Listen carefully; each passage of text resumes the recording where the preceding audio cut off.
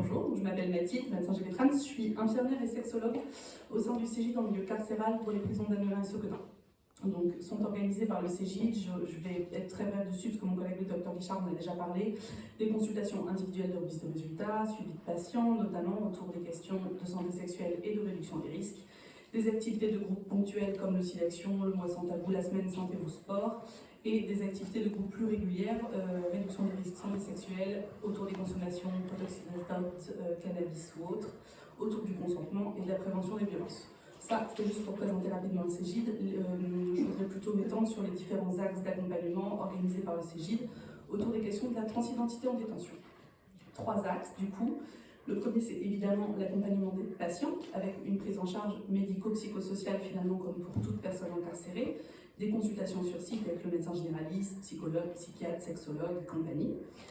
Un accompagnement pour les patients qui le souhaitent dans les 4 axes de transition, 4 axes du parcours de transition. Donc, pour la transition sociale, on peut accompagner les patients qui le désirent dans leur coming out, donc que ce soit auprès des surveillants, des co-détenus, de l'équipe soignante, et parfois même de la famille et des proches via des parleurs médiatisés quand la transition a démarré en détention et que du coup le monde extérieur a besoin d'être informé.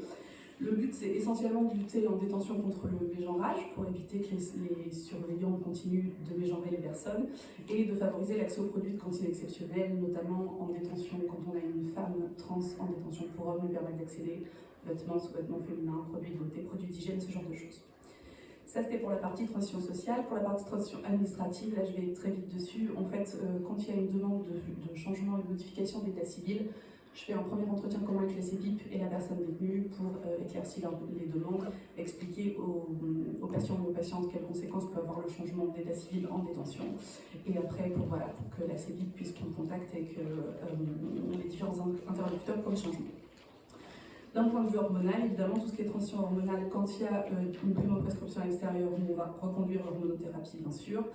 On va faire le suivi clinique et paraclinique. Si c'est une demande d'instauration en détention, la primo-prescription, elle se fera lors d'une consultation commune avec le CHR de Lille, du coup, qui nous met à disposition les soignants du service de transidentité du CHU.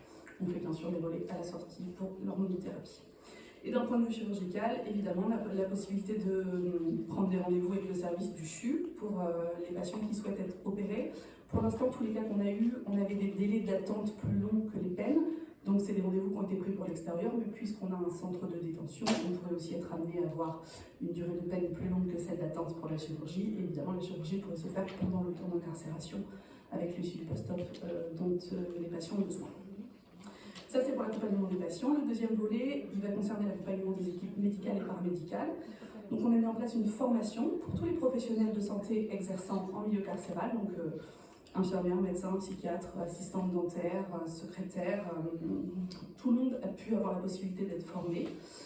C'était des journées de formation vraiment très intéressantes et très riches. Et du coup, le CHR de Lille n'ayant pas ce type de formation dans son catalogue, là c'est en cours d'ouverture pour tous les soignants du CHU, pas uniquement le milieu carcéral. Et finalement, dernier point, mais pas des moindres, l'accompagnement de l'administration pénitentiaire et les CEPIP. La genèse de ce partenariat, ça remonte à mes études de sexo, où je choisis de réaliser mon mémoire sur la prise en charge des patients par l'administration pénitentiaire pendant le temps de la détention. Et on se rend compte quand même qu'il y a des chiffres assez parlants. Je vous en cite juste 3 rapidement, parce que je ne peux pas me faire compter par le temps. Alors j'avais 110 répondants. J'ai 46% des surveillants répondants qui déclarent avoir déjà eu une personne trans écrouée sous leur affectation. Donc ça fait quasiment un surveillant sur 2 qui a déjà eu en charge une personne trans. 2% des répondants qui s'étaient vus offrir une formation sur la question, que ce soit à l'ENAP ou au cours de leur carrière. Donc la moitié ont déjà eu une personne trans et seulement 2% ont été formés. En tout cas, ont eu une proposition de formation. Et 76% des surveillants estiment que l'accueil d'une personne trans en détention est compliqué. Donc, ils mentionnent le risque d'agression, le manque de structure, le manque de formation. En tout cas, on a quand même près de 80% des surveillants qui déclarent que accueillir une personne trans en prison, c'est difficile. Donc, l'administration pénitentiaire et les CEPIP des 2 établissements se disent, après ce mémoire, tiens, ce serait bien que vous puissiez former notre personnel. Donc, à ce jour, on a eu 16 sessions de formation, administration pénitentiaire et CEPIP, que je divise donc en 4 parties. Évidemment, il faut commencer par la généralité et définition. Donc j'aborde les concepts de la notion de transidentité, celle de non-binarité, l'intersexualité et aussi l'orientation sexuelle, parce qu'il y a un amalgame très fréquent entre orientation sexuelle et identité de genre. Donc il faut pouvoir retravailler là-dessus. On aborde les constructions sociales et culturelles du genre et les stéréotypes de genre qui vont avec. Dans un deuxième temps, j'aborde les facteurs de vulnérabilité, à l'intérieur de la détention comme à l'extérieur. Puis, je présente les différents parcours de transition possibles pour qu'ils sachent à quoi ils peuvent éventuellement être confrontés comme changement avec les personnes sous main de justice. La dernière partie, elle concerne la prise en charge des personnes trans en détention, donc vraiment le cadre juridique et la posture professionnelle, donc la question de la fouille, la question de l'encellulement, l'utilisation des prénoms et des pronoms d'usage. Et là, merci le référentiel qu'on a présenté ce matin et qui est très très utile moi dans mes formations, je le sers très souvent. Donc voilà, je m'appuie beaucoup dessus. Dans les 3/4 des formations, j'ai de la chance d'être accompagnée, d'avoir un témoignage d'une personne concernée. Elle vient pendant 1h30, donc moi je m'occupe d'un côté très théorique qui était très pratico-pratique de la détention.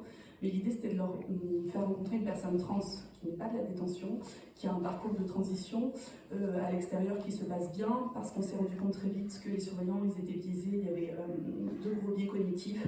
Le premier c'était celui des comorbidités psychiatriques que pouvaient rencontrer nos personnes trans en détention. Je leur explique en long, en large et en travers, donc c'est pas un diagnostic psy, mais les patients qu'on a pu accueillir avaient une comorbidité. On peut être trans et souffrir de schizophrénie, on peut être trans et souffrir de bipolarité. Donc vraiment l'idée c'était de pouvoir déconstruire ce biais cognitif-là. Et le deuxième biais cognitif, il était lié... Le deuxième biais cognitif, il était lié au motif d'incarcération des personnes, parce qu'on avait des personnes trans qui étaient là pour des infractions à caractère sexuel, et du coup ça biaisait aussi énormément, c'était vraiment un filtre ça pour les surveillants, donc il a fallu déconstruire ça. L'idée c'était de leur présenter une personne trans qui n'a pas de comorbidité, qui n'a pas de casier judiciaire et qui vit très bien sa transidentité. Ça avait vraiment, c'est une plus-value dans cette formation. L'un des deux sites, donc l'une des deux prisons, a décidé de la rendre obligatoire, ce qui a soulevé des questions d'organisation au sein de la détention. Donc voilà, maintenant pour une des deux prisons elle est obligatoire. Alors il y a des bons côtés et des mauvais côtés à ça, mais voilà. Et un dernier mot rapide, il y a effectivement maintenant, c'est une nouveauté, l'accompagnement de personnel trans, parce qu'il y a quelques semaines, j'ai été interpellée par un surveillant qui commençait un parcours de transition et qui m'a demandé de l'accompagner auprès de sa hiérarchie pour qu'on puisse discuter, est-ce que je dois changer d'établissement, est-ce que je peux fouiller, comment est-ce qu'on s'organise. Donc voilà, il m'a demandé de l'accompagner, on a pu co-construire ça avec l'administration. Je suis bien, c'est ça, c'est parfait.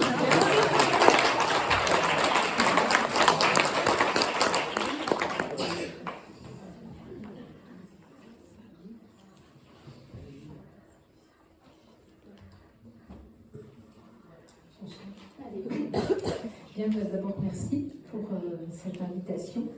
Donc là, que vous voyez, là, c'est à être. Donc on m'a demandé d'intervenir autour de la question de la médiation en santé. La médiation en santé comme levier pour réduire les obstacles de l'accès aux soins et à la prévention en milieu carcéral. Donc je suis Valérie Bourdin, directrice depuis 21 ans de l'ALS, Association de lutte contre le sida et de santé sexuelle en milieu carcéral. On a un programme et on intervient depuis 2007 maintenant. Alors, je n'arrive pas à passer avec la peau d'après. Qu'est-ce qui se passe-t-il? Ça ne fonctionne pas. Pourquoi? Elle est là.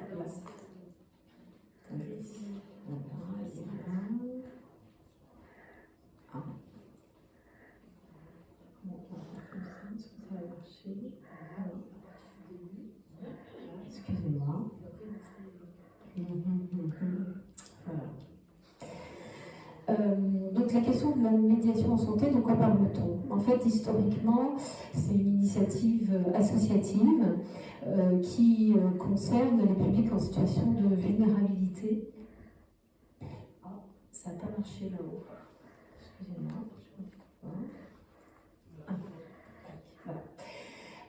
Donc, qui concerne les publics en situation de vulnérabilité pour différents motifs endogènes ou exogènes. Il y a la loi de modernisation que vous connaissez sûrement toutes et tous du système de santé de 2016, donc qui évoque la question de la médiation en santé comme une fonction d'interface assurée entre des personnes vulnérables éloignées du système de santé et des professionnels intervenant dans leur parcours de santé, dans le but de faciliter l'accès de ces personnes aux droits prévus au présent titre,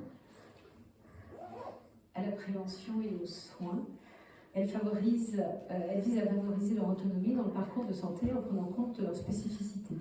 Donc l'HAS a publié en 2017 un référentiel spécifique donc, qui inclut la médiation en santé.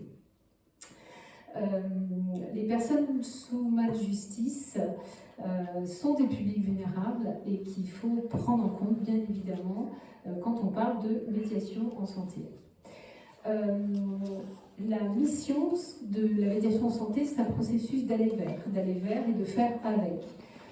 De rencontrer, d'aller vers le public sur leur lieu de vie, donc en milieu carcéral, dans une démarche de repérage et de proximité, de faire interface entre ces publics et les professionnels de santé, donc dans une démarche d'information, d'accompagnement vers l'accès au droit aux soins, à la prévention, favoriser des actions collectives de promotion de la santé, de faire réseau avec les partenaires locaux, et de façon à pouvoir avoir un retour d'information et de plaidoyer.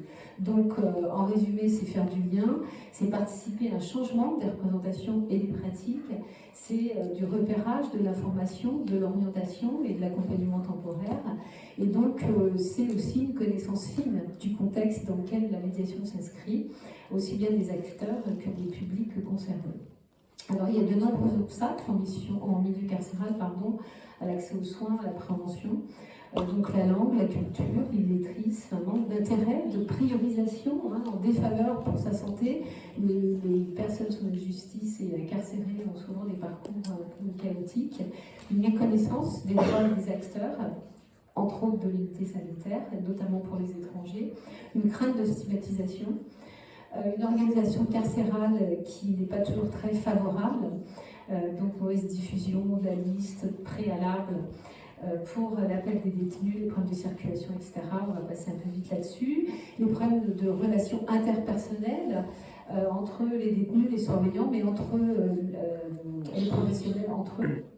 Et un manque de personnel aussi bien dans les unités sanitaires que dans les équipes de personnel pénitentiaire. Donc, en fait, l'intérêt, un des enjeux de la médiation en santé, ça va être de contourner tous ces obstacles, la liste n'était pas forcément exhaustive, et de pouvoir renforcer l'équité en santé en favorisant l'accès aux droits communs, le retour à la prévention et aux soins, l'autonomie et la capacité d'agir des personnes dans la prise en charge de leur santé, et la prise en compte par des acteurs des spécificités, des potentialités, des facteurs de vulnérabilité des publics. On l'a dit déjà à plusieurs reprises, il n'y a pas une population carcérale, mais des populations carcérales. L'intérêt, il est aussi bien pour les personnes sous la justice que pour les professionnels des unités sanitaires. Pour les personnes dont c'est question autour de l'empowerment, la compréhension et l'accès au droit, l'intermédiation culturelle, linguistique, les questions autour de la confidentialité, la promotion de la santé, l'information, la lutte contre l'isolement. Et puis on a évoqué aussi la question des porte-paroles au sein des publics, les pères éducateurs, personnes relais, et faire du lien entre le dedans et le dehors, parce que la majorité quand même ne passe pas leur vie en prison. Et pour les personnels d'unité sanitaire, c'est le repérage des problématiques de santé, un rôle d'alerte, de prévenir les ruptures de soins à l'entrée, mais aussi de veiller à ce qu'il n'y en ait pas à la sortie, l'interface entre les professionnels d'unité sanitaire et les personnes sous main de justice, mais également l'interface et la fluidité des relations entre les différents acteurs qui interviennent dans le milieu carcéral, et donc aussi faciliter des actions collectives. Des leviers, il y en a plusieurs, je vous en ai mis quelques-uns, mais ce n'est pas du tout exhaustif. Donc il y a le COPI, des actions d'éducation à la santé, qui se réunit 1 à 2 fois par an dans chaque établissement pénitentiaire. Il y a le quartier arrivant, il y a les détenus auxiliaires, ou les pères relais, les pères éducateurs, les cours de promenade, les liens que des associations extérieures comme celle dans laquelle je travaille et plein d'autres qui sont représentées ici, et la formation aussi, on l'a évoqué, des personnels pénitentiaires. Alors la suite autour de la médiation santé, en fait, elle se heurte aujourd'hui à 3 freins principaux qui sont l'absence de reconnaissance statutaire de ce métier de médiateur, médiatrice en santé, la formation initiale, je conclus, et la formation initiale de ces médiatrices et le financement des postes. Sachez qu'il y a aujourd'hui un collectif national qui se réunit autour de SIDAction et qui porte cette question de la médiation en santé, en milieu carcéral mais pas que, et qui a réalisé un plaidoyer, des recommandations et qui a remis un rapport au ministre en 2023. Il a changé depuis, mais voilà, on espère bien que ça portera ses fruits. Merci.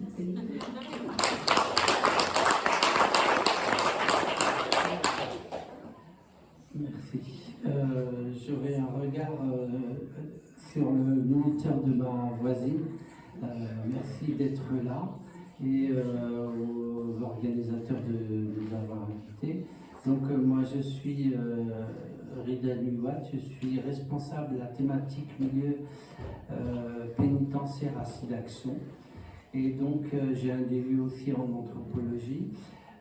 SIDAction, c'est une association qui finance le VIH et notamment la réponse associative au national et à l'international, et qui c'est la seule association qui finance aussi la recherche. C'est bientôt le week-end du SIDAction, donc je vous incite à donner. C'est le 22, 23, 24 mars, je crois. Voilà. On m'a demandé de parler de médiation santé, et donc je voulais vous expliquer comment on en est arrivé là. Et donc, SIDAction a été créé en 1994, et à l'occasion des 10 ans, en 2004, on a fait un point. On s'est rendu compte que SIDAction, finalement, ne finançait pas beaucoup de projets en prison. Et donc, elle a décidé de mettre en place une enveloppe financière à destination de la prison. On finançait, en 2004, on finançait 3-4 projets en milieu carcéral. Donc, on a mis en place cette mission, ces programmes prison, au sein de SIDAction. Et donc, on a mis en place un groupe expert prison constitué d'acteurs du milieu carcéral, aussi bien des soignants que des associations, que des personnels pénitentiaires, pour justement amalgamer la culture en prison et faire que les gens se parlent. Parce que la difficulté, on l'a vu ce matin, pour ceux qui ont assisté à tous les ateliers, même des soignants ne se parlent pas.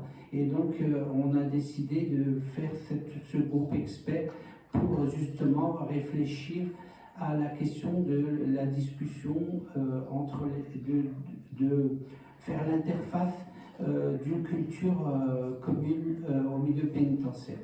La médiation en santé, on s'est rendu compte que la population carcérale, bien avant son entrée en prison, était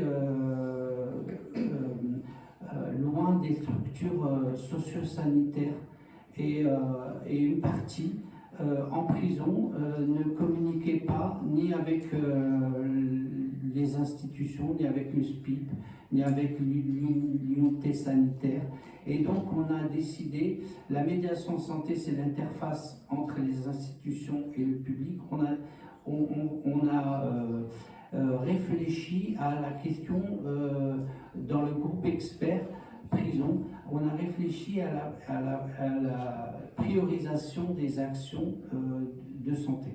Et donc on est arrivé à chaque année, on faisait un colloque avec une priorisation qui était mise en avant, et on partait des recommandations.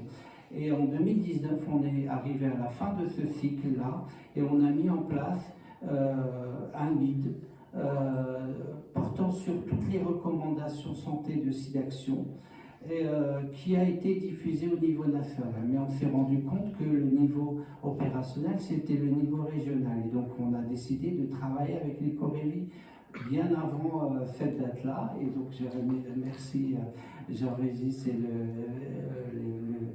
le Corévi POC d'avoir bien voulu travailler avec nous. Et donc on a travaillé avec plusieurs régions. L'idée, c'était de diffuser en région les expériences réussies de chaque lieu. Et donc, puis en 2019, on a mis en place, à partir de 2019, on a mis en place ces recommandations. Et puis là, en plutôt 2023, on a voulu réfléchir à réactualiser ces recommandations en santé pour pouvoir nous appuyer réellement sur ces données. Et donc, on a mis en place des sous-groupes au niveau du groupe expert, et tous les sous-groupes on s'est rendu compte que la question de la médiation santé était la conclusion de tous les sous-groupes. On a mis en place sur les minorités incarcérées, trans, femmes, mineurs, etc. On s'est rendu compte que la médiation santé était la réponse, si vous voulez, à cette question-là. Il se trouve qu'à SIDAction, il y avait en parallèle sur la population générale un groupe qui s'était mis en place autour de la médiation en santé, suite à la loi de 2016, la loi santé de 2016, appuyée par un référentiel de la HAS en 2017, sauf que on s'est rendu compte que dans le répertoire des métiers, ce métier n'était pas considéré. Donc, SIDAction, la FNASAT et le collectif des associations, 81 associations, je crois, et des personnalités reconnues se sont regroupées et ont proposé aux différents ministres de la Santé, parce qu'il y en a eu 13 depuis 2 ans, un référentiel autour de la médiation santé. Il fallait, on a constaté que, on s'est rendu compte que la question de la médiation en santé, autour du référentiel, il y avait aussi la nécessité de financer et puis la nécessité de faire une licence professionnelle commune à toutes les structures parce que voilà. Je répondrai à vos questions. Merci.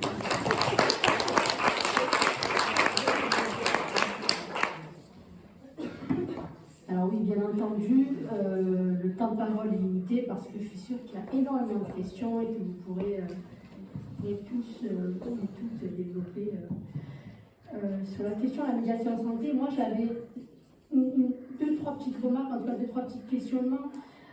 La première, c'est sur le statut des médiateurs en santé. On le sait, bien souvent, il s'agit de statuts assez précaires, avec des financements qui ne sont pas forcément pérennes. Et du coup, un statut qui met également en danger en termes psychosocial le médiateur qui incarne ces missions-là. Donc moi, j'avais justement des questions concernant le statut de vos médiateurs en santé. Également, un deuxième point qui m'interroge, c'est, alors effectivement, le médiateur, c'est aller vers pour amener vers, etc. Bon, on le sait, mais il y a quand même une particularité de cette mission-là et qui fait justement qu'elle soit aussi intéressante, c'est ce pouvoir, d'une part, d'émancipation, d'accompagnement à l'émancipation, voilà, pour le dire un peu rapidement, d'une manière assez réductrice. Est-ce que vous arrivez quand même, dans le cadre justement de cette réflexion sur la médiation santé, dans un milieu fermé, à travailler cette question de l'émancipation, de développer un peu chez les personnes ces compétences psychosociales malgré l'environnement dans lequel ça s'opère? Et deuxièmement, le deuxième point de la médiation santé qui est très intéressant, c'est l'aspect quand même politique, de faire changer les politiques publiques de santé et le regard des politiques sur les patients et les bénéficiaires de la médiation. Est-ce que vous avez constaté, du coup même sur des projets que vous avez financés aussi, est-ce que vous avez constaté quand même l'impact des choses qui changent au sein du milieu carcéral grâce à la médiation en santé? Je ne sais pas qui veut. Moi, je suis là de donner le micro à la personne qui a le plus galéré à la fin. Et du coup, sur la médiation en santé n'est pas encore en place actuellement. Le projet est sur la table du ministre. Il y a 3 points qui posent problème. C'est l'inscription du métier dans le répertoire, ce que soulevait la formation ce que soulevait ma voisine, la formation. Et puis le troisième point, c'est le financement des postes. La question du milieu carcéral est primordiale dans la médiation en santé. Elle a été citée très tôt, dès 2016-2017, dans la question de la médiation en santé. Donc, licence professionnelle, je laisserai ma voisine Valérie compléter, parce qu'on a demandé à Valérie, on a demandé à l'ALS, qui fait partie du groupe expert, de ne pas oublier les détenus quand elle se réunit dans le collectif, parce que l'ALS fait partie du collectif. Donc de porter la question des détenus dans la population générale, parce que SIDAction a mis cette question au niveau général. Donc la licence professionnelle, on y accède, tous les médiateurs en santé ont fait une formation. Il n'y a qu'un tiers qui a fait une formation théorique complète, et donc les autres, on accepte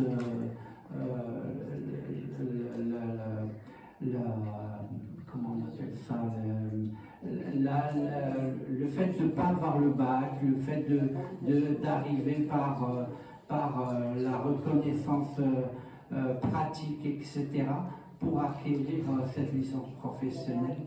Voilà. Et donc, voilà, je laisse ma voisine les soins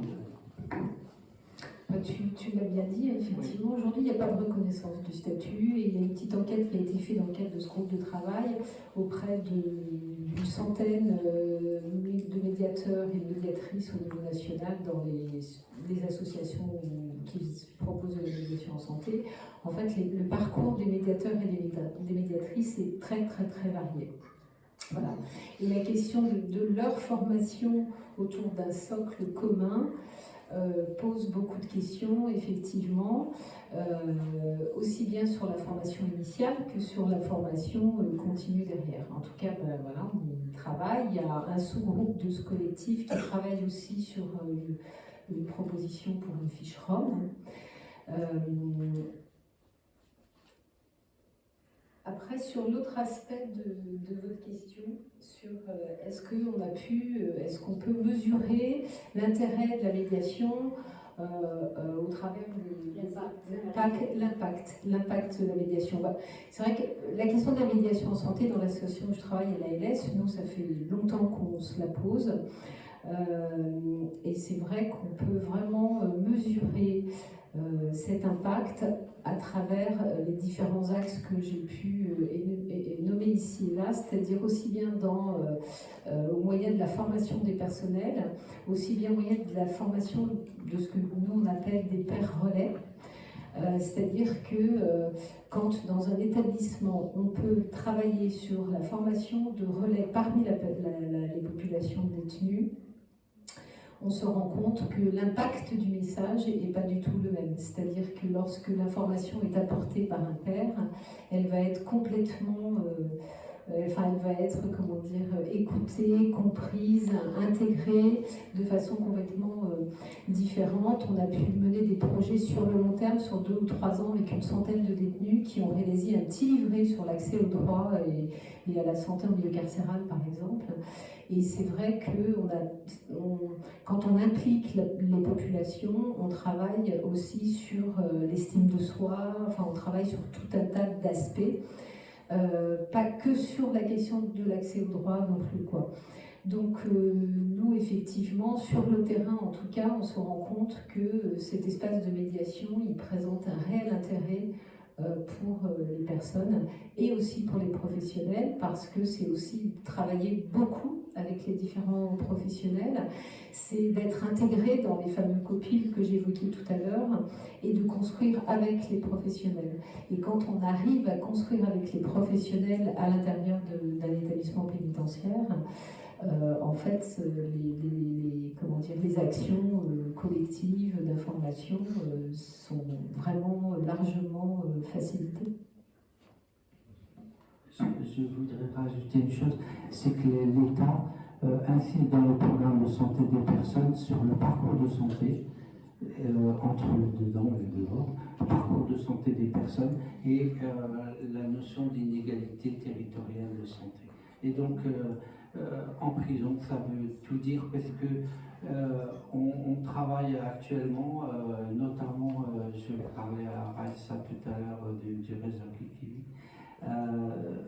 on part en Guyane et c'est là que j'ai découvert la question de la médiation en santé puisqu'ils ont mis en place des médiateurs en santé dans les villages de Guyane et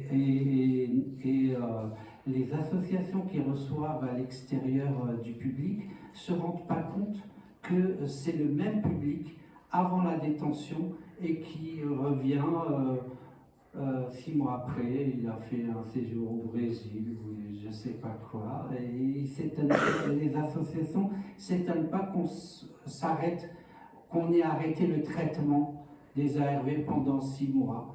Et puis ils reviennent. Et donc, il y a eu une enquête de Florence Hubert, qui est docteur, médecin à Cayenne, qui a montré que la mortalité à 1 an de prison était 15 fois supérieure à la population générale. Et il y a une enquête actuellement au Canada qui montre que les gens qui étaient sous TSO suivis en prison réduisaient de cette mortalité de moitié. Donc ça veut dire beaucoup de choses. Une personne qui est suivie tout au long de son parcours de santé entre l'avant-prison, la prison et l'après-prison a beaucoup plus de chances de survivre et de se bien se traiter. Merci. Effectivement, au CEGID, on a des patients détenus qui viennent avec nous faire les groupes de réduction des risques au cancer vivant, donc ça permet de porter évidemment une parole différente. On a beaucoup parlé de posture cet après-midi, et avec la meilleure volonté du monde, on peut avoir la meilleure intention du monde. Moi, j'arrive avec ma blouse blanche et mon discours un peu médical, et j'ai pas les compétences de témoignage que peuvent avoir les autres personnes. Il faut aussi pouvoir dire, voilà, je vais laisser quelqu'un d'autre vous apporter ça parce que moi je peux pas vous l'apporter. Et dans les formations à transidentité, c'est la même chose. Je dis, moi je peux vous apporter plein de choses, je suis ravie de partager avec vous. Par contre, le témoignage d'une personne concernée a énormément de poids et énormément d'importance.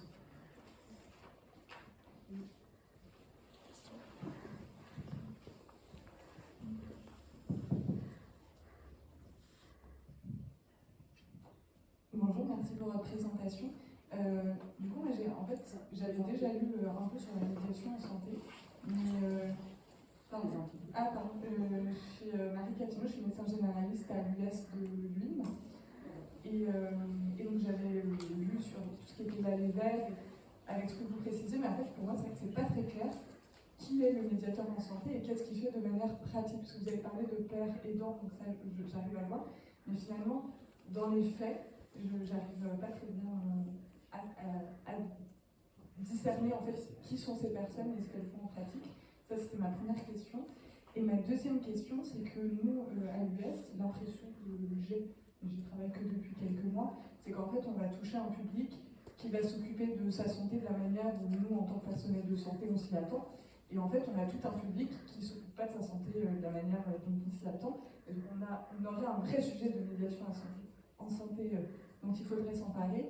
Et est-ce que vous avez des pistes pour lesquelles nous, professionnels de santé, on pourrait, en tout cas des outils, oui, des pistes de réflexion dont on pourrait s'emparer pour toucher ces patients, que ce soit en santé sexuelle ou des fois même sur d'autres sujets de santé autres, puisque moi je fais de la médecine générale, où les gens ne prennent pas du tout en main le sujet, et des fois sur des pathologies très graves.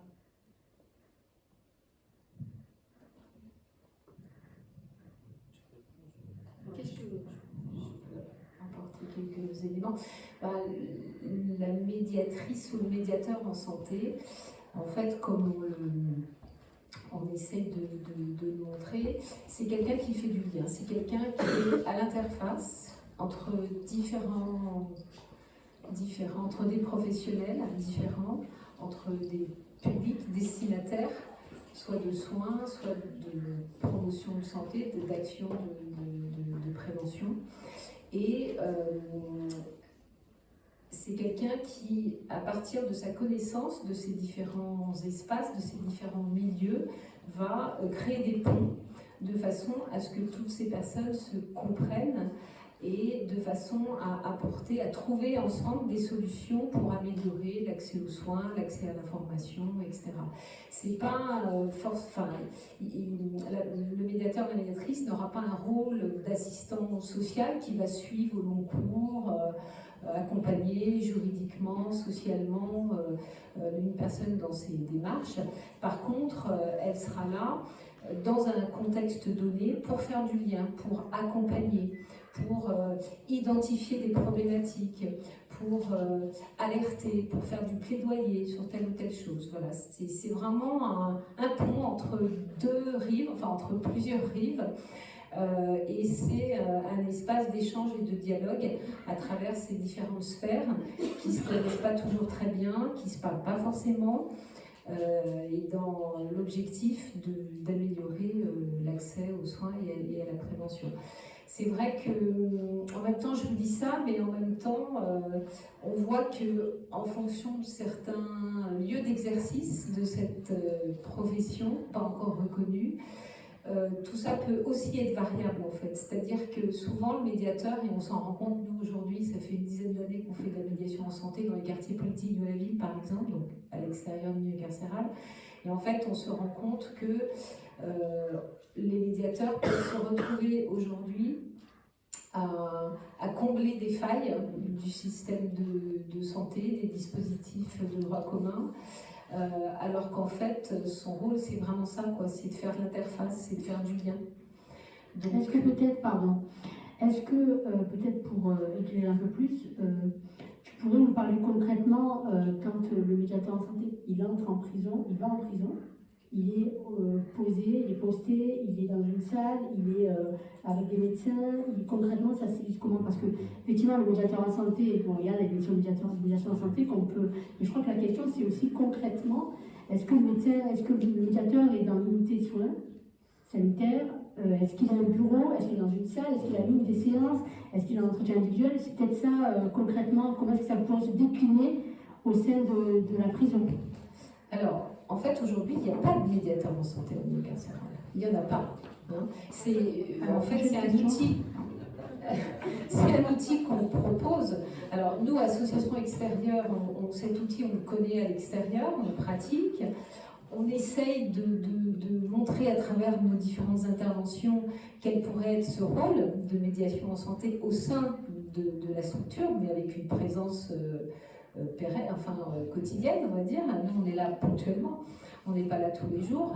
Et effectivement, ce vers quoi on voudrait tendre, c'est qu'il y ait dans chaque, soit unité sanitaire, soit dans d'autres services, enfin ça c'est à imaginer, à construire, ces postes qui soient créés. Alors on a un exemple en Auvergne-Rhône-Alpes, dans un établissement qui est la prison de Éton, à côté de Grenoble. Il y a un poste de médiateur en santé, il fait de la médiation en santé, il est financé, ce poste est financé par l'hôpital de Grenoble, mais ce n'est pas le titre qu'il a sur sa fiche de paye, hein, il n'est pas médiateur en santé. Par contre, c'est exactement ce qu'il fait en fait, il n'est pas professionnel de santé, mais il fait du lien à travers les différents professionnels et avec les personnes incarcérées. Donc il se balade effectivement partout, il est en contact avec les différents services, il va rencontrer les détenus dans les étages, dans la cour, voilà, en fait il est partout. Et il va pouvoir soit alerter ici, soit permettre à un détenu de comprendre une mesure qu'il n'a pas comprise ou de lui expliquer que, en fait, par rapport à la problématique qu'il rencontre, il peut demander un rendez-vous à l'unité sanitaire ou un rendez-vous avec un CIP. C'est quelqu'un, en fait, qui, effectivement, devrait pouvoir aller partout, dans tous ces espaces, pour élaborer, créer des ponts. Mais au jour d'aujourd'hui, il n'y a pas ce poste-là n'existe pas et nous on milite beaucoup pour que ça arrive. Il y a une question. Oui, le porteur de micro. Pardon. Donc Eric Camilla, psychiatre au SNCR des Baumettes. Alors l'administration pénitentiaire a mis en place il y a quelques années des postes de co-détenus de soutien. Alors ça n'a pas grand-chose à voir avec les médiateurs de santé, mais peut-être qu'il y a des points à faire. Enfin, les co-détenus de soutien, c'était pour la question du suicide, mais je pense qu'ils font d'autres choses. Je ne sais pas trop comment ça fonctionne, je ne sais pas si ça fonctionne bien, mais bon, vous, de l'extérieur, qu'est-ce que vous pensez de la fonction de co-détenu de soutien? Est-ce que ça peut avoir un rapport avec les médiateurs de santé? Enfin, qu'est-ce que vous en pensez?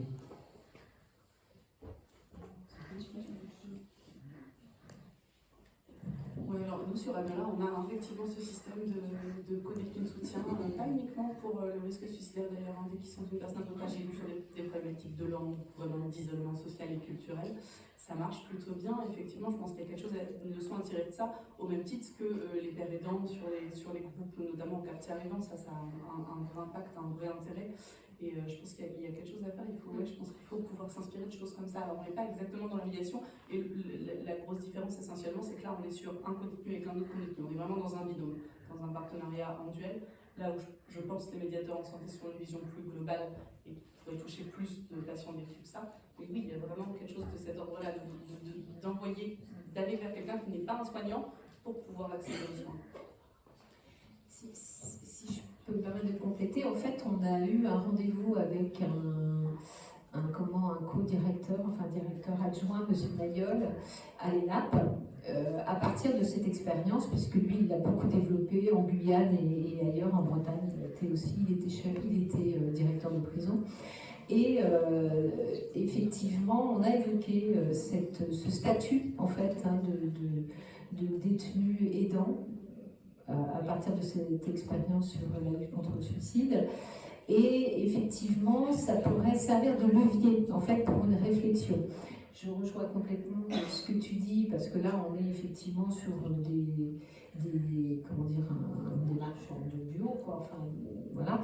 Mais néanmoins, ça pourrait servir de levier pour une réflexion qui serait de pouvoir accepter l'idée de cette interface entre les différents professionnels et les populations.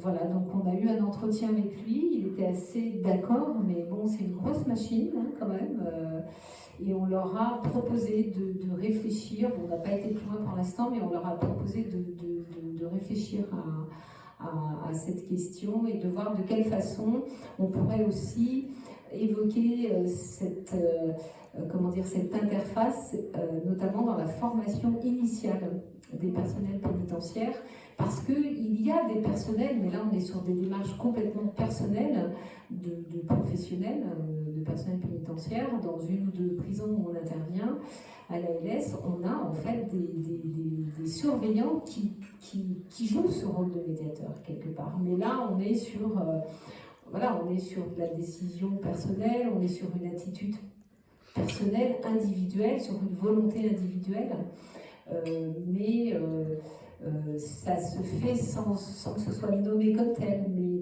par endroits ça se fait.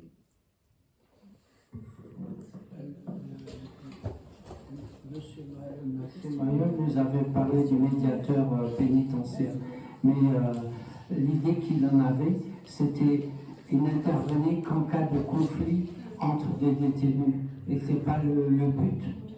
Le but, c'est de servir d'interface entre une population de détenus et des institutions dans les deux sens.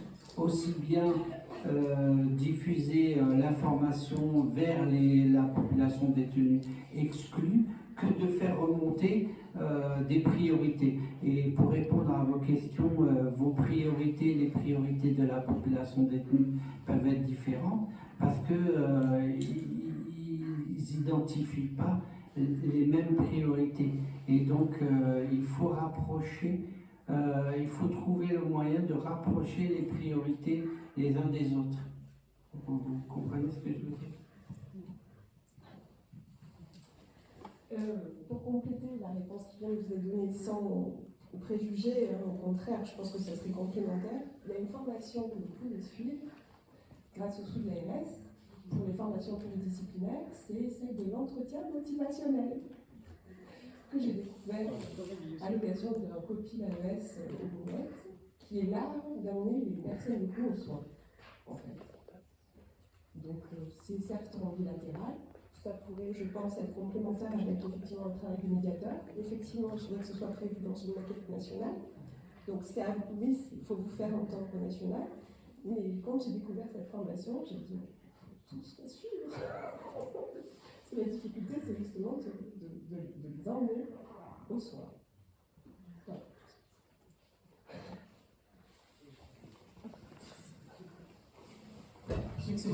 On a aussi des patients qui ne souhaitent pas aller aux soins. Et je pense qu'on doit pouvoir l'entendre aussi dans des rares situations, notamment je pense à l'addicto, où effectivement, il faut, évidemment, si le patient a envie d'être accompagné aux soins, c'est avec plaisir, mais s'il n'a pas envie, il faut aussi accompagner son non-accompagnement aux soins.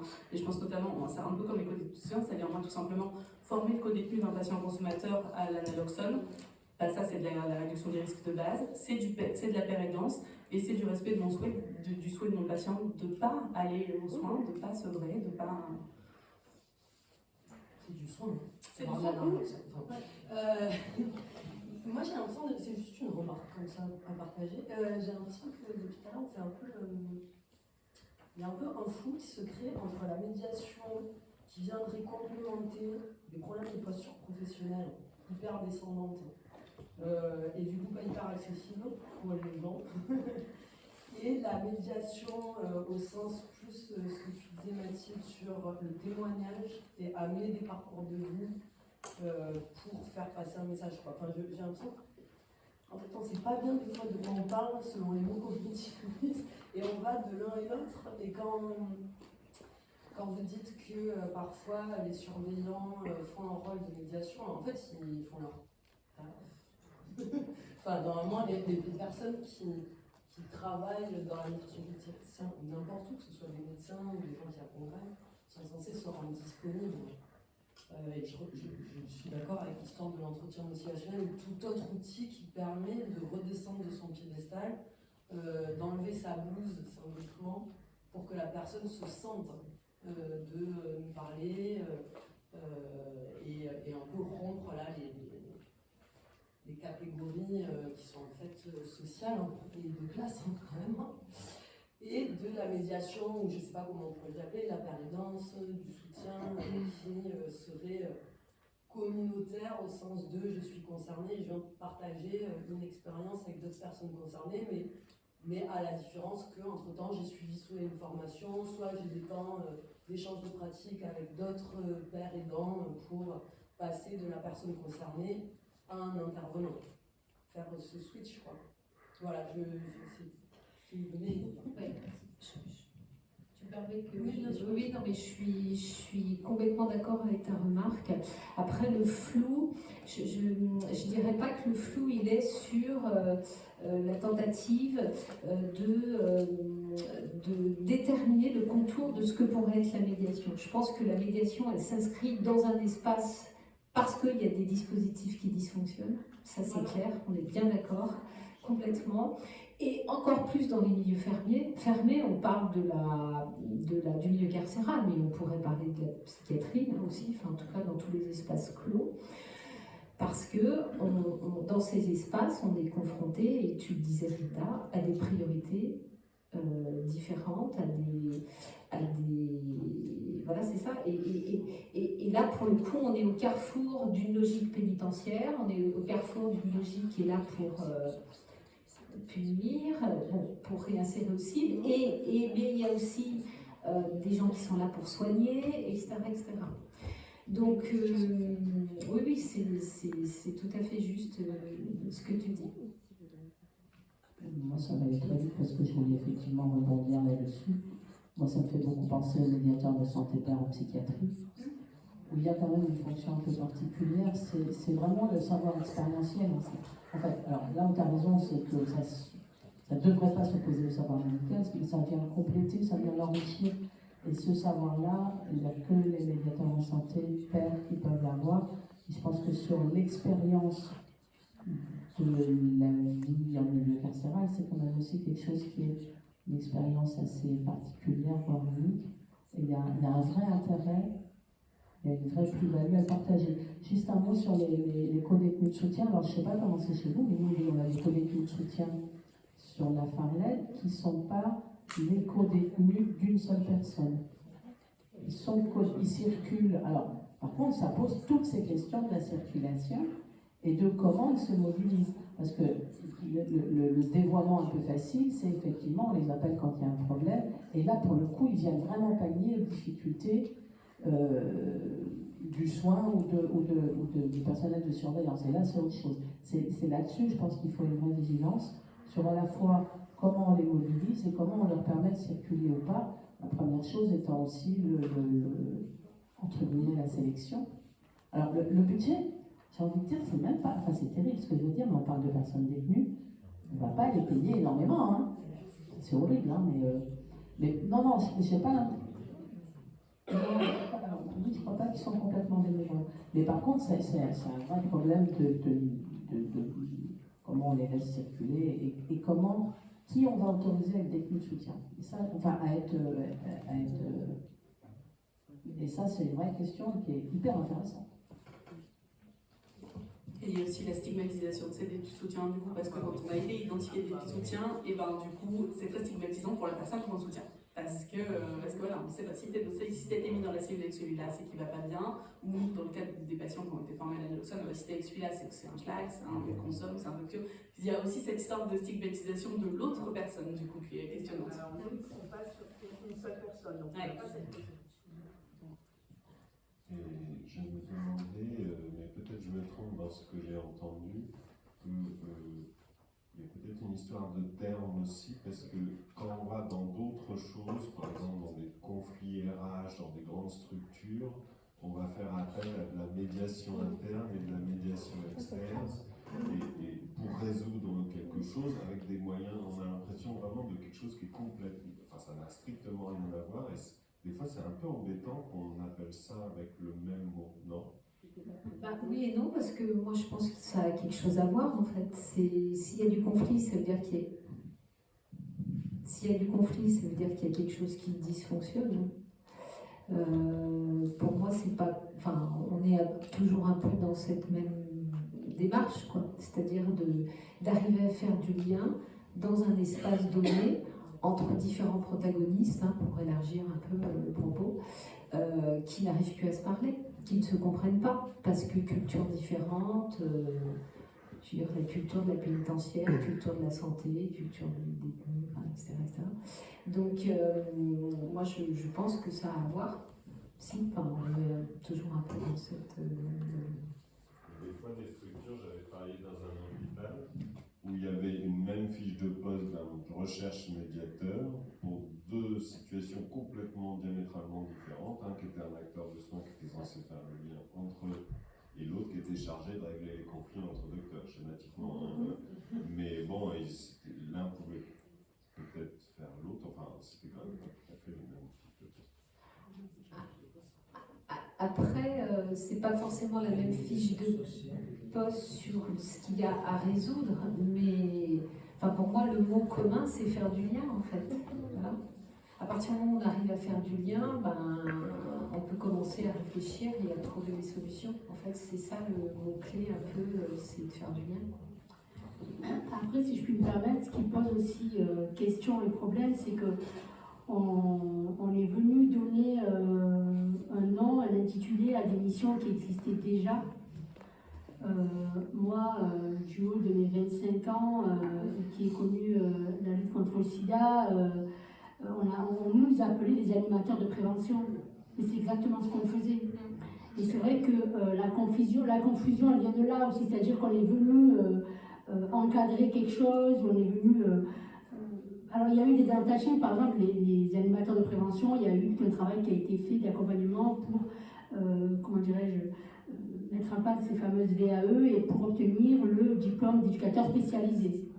On a voulu encore, parce que pour beaucoup de choses, parce que quand on était animateur de prévention dans une association de lutte contre le sida, on ne pouvait pas après devenir animateur de prévention dans un foyer, par exemple. Donc, voilà, il y a tout un travail de fait pour reconnaître ce métier-là et on est passé par la validation d'acquis et par l'éducateur spécialisé. Et on a constaté aussi, et c'est pour ça que c'est très compliqué quand on veut reconnaître quelque chose, parce que parfois en voulant cadrer, reconnaître, on exclut beaucoup. Alors effectivement, il y a des personnes qui se sont clairement vautrées sur la VAE et TUXP parce que c'était compliqué aussi de repartir sur ou de partir tout court sur de l'apprentissage scolaire, etc., etc. Donc il y a eu une sorte de passage à vide comme ça, et la médiation en santé est arrivée après pour reconnaître encore une fois ce qui existait déjà, les animateurs de prévention qui, eux, allaient vers les personnes, soit dans la rue, soit chez eux, pour les ramener vers quelque chose, faire le point avec eux, etc. etc. Et c'est vrai que aujourd'hui, c'est pas un hasard si justement le terme de médiateur en santé, il est un peu utilisé comme ça. Et puis je pense vraiment, j'en suis persuadée, nous qui portons cette action de médiation en santé depuis 2014, je suis persuadée qu'il y a autant de médiation en santé qu'il y a de médiateurs qui l'incarnent. Vraiment, il y a quand même aujourd'hui, par exemple, le Covid est arrivé à modifier encore une fois les missions de médiation en santé qui elles-mêmes, à la base, reposaient sur de l'accompagnement individualisé, sur vraiment un accompagnement à la trajectoire de vie. Le Covid est arrivé et puis il y a eu tout un gros financement du coup de l'ARS qui a permis de faire la prévention par rapport au Covid. Et du coup, les personnes qui faisaient la prévention Covid étaient nommées des médiateurs en santé. Et ça a apporté encore de la confusion là où finalement le médiateur en santé devait accompagner les personnes. Et ce n'est pas les animateurs de prévention qui font la prévention. Donc du coup, il y a vraiment cette confusion-là. C'est pas un hasard si... mais pour le coup, non, je pense que le médiateur en santé n'a rien à faire dans une relation à l'arrache entre le médecin ou le vigile et son patron. Est-ce qu'on a terminé? C'est très bien.